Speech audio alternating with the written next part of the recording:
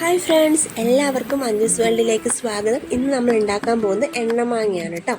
ഇപ്പം മാങ്ങയുടെ സീസണാണ്. എല്ലാവർക്കും ഉണ്ടാക്കി വെക്കാൻ പറ്റുന്ന, ഒത്തിരി കാലം കേടാവാതെ ഇരിക്കുന്ന ഒരു ഐറ്റമാണ് ഈ എണ്ണമാങ്ങ. അപ്പോൾ മാങ്ങ ഉണ്ടാക്കുന്നതിന് വേണ്ടിയിട്ടുള്ള ഇൻഗ്രീഡിയൻസ് ഞാനിവിടെ ലിസ്റ്റ് ചെയ്തിട്ടുണ്ട്. അതിൻ്റെ അളവ് നമ്മുടെ ആവശ്യത്തിനനുസരിച്ച്, ഇപ്പം ഞാൻ ഒരു 1 kg ആണ് ഇട്ടിട്ടുള്ളത്. അപ്പോൾ അതിന് എടുക്കുന്ന അളവ് ഞാൻ പറയാം. നല്ല മാങ്ങ കഴുകി തുടച്ചെടുക്കുക, വെള്ളാംശം ഉണ്ടാവരുത്. ഇതുപോലെ നീളത്തിൽ അരിഞ്ഞ് എടുക്കുക, എന്നിട്ട് നടുമുറിക്കുക. മാക്സിമം എല്ലാ പീസും ഈക്വൽ ആവാൻ വേണ്ടി ശ്രമിക്കുക. ഓക്കെ, വെള്ളം ഇല്ലാതിരിക്കാൻ നല്ലോണം ശ്രമിക്കണം. അപ്പോൾ നമ്മൾ ചട്ടി വെച്ചിട്ട് എണ്ണ ചൂടാക്കിയിട്ട്, നല്ലെണ്ണയാണ് എടുക്കുന്നത്, എണ്ണ ചൂടാക്കിയിട്ട് കുറച്ചേശ്ശെ മാങ്ങിയിട്ട് വറുത്തെടുക്കുക. കാരണം നമുക്കിത് ഒത്തിരി ഡ്രൈ ആവാൻ പറ്റില്ല. നമ്മുടെ ചിപ്സ് പോലെ ഒന്നും ഡ്രൈ ആവില്ല, എന്നാലും അത്യാവശ്യം ഡ്രൈ ആവുന്ന രീതി തന്നെയാണ്. നമുക്കത് അറിയാൻ പറ്റും. പാത്രത്തിൽ വറുത്ത് കോരിടുമ്പോൾ പാത്രത്തിലൊരു ശബ്ദം, ഒരു ചെറുതായിട്ടൊരു ക്രിസ്മസ് രീതിയിലാണ് ഇത് വറുത്തെടുക്കേണ്ടത്. കരിഞ്ഞു പോകരുത്.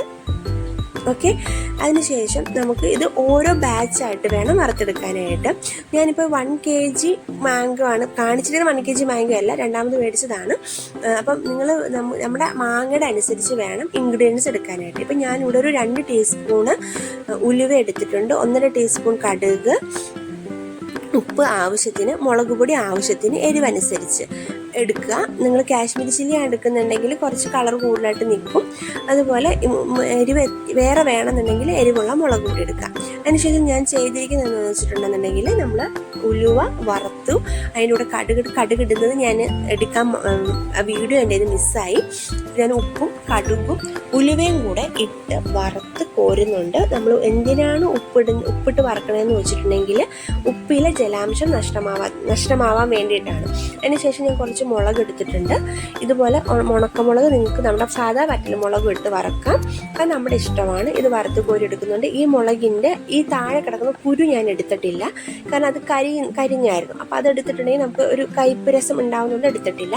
ശേഷം അത് മാറ്റിയതിന് ശേഷം കാശ്മീരി ചില്ലി പൗഡർ, അതുപോലെ നമ്മുടെ കായപ്പൊടി, ഇതെല്ലാം കൂടെ ഒന്നും കൂടെ വറുത്ത് ഞാൻ മാറ്റുന്നുണ്ട്. അപ്പോൾ നമുക്കിതെല്ലാം കൂടെ ഒരുമിച്ച് വറുത്തെടുക്കാം കേട്ടോ.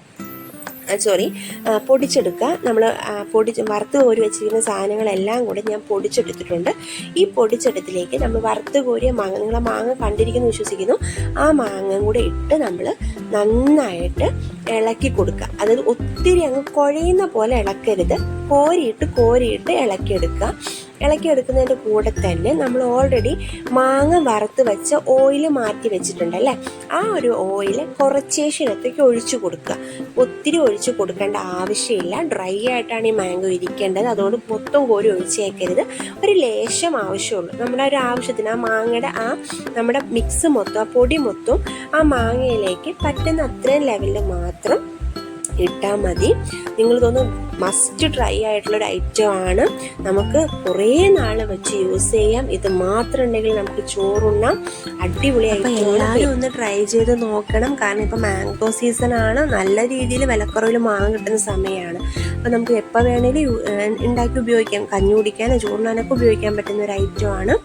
അപ്പം ഇതിൻ്റെ ഒപ്പം നമ്മളിത് ചെയ്ത ശേഷം ചൂടാറിയ ശേഷം വേണം പാത്രത്തിലേക്ക് മാറ്റി വെക്കാനായിട്ട്. ചൂടാറാൻ വെക്കുന്ന സമയത്ത് വെള്ളമൊന്നും വീഴാതിരിക്കാൻ ശ്രമിക്കുക. കാരണം നമ്മളിതിനകത്ത് വിനെഗറോ അങ്ങനെ മറ്റുള്ള ഐറ്റംസ് ഒന്നും ചേർക്കുന്നില്ല. ഇത് കുറേ കാലം വെക്കാനായിട്ട് ഓയിലും പൊടികളും മാത്രമേ ഉള്ളൂ. അപ്പം ഇത് നല്ല രീതിയിൽ ഫ്രൈ ചെയ്ത ശേഷം നമ്മൾ അടുപ്പിൽ തന്നെ വെച്ചിട്ട് ലൈറ്റ് ചൂടിൽ, ചെറിയ ചൂടിലാണ് നമ്മൾ ചെയ്യുന്നത് കേട്ടോ. അപ്പോൾ ഞാൻ പറയാൻ മിസ്സായി.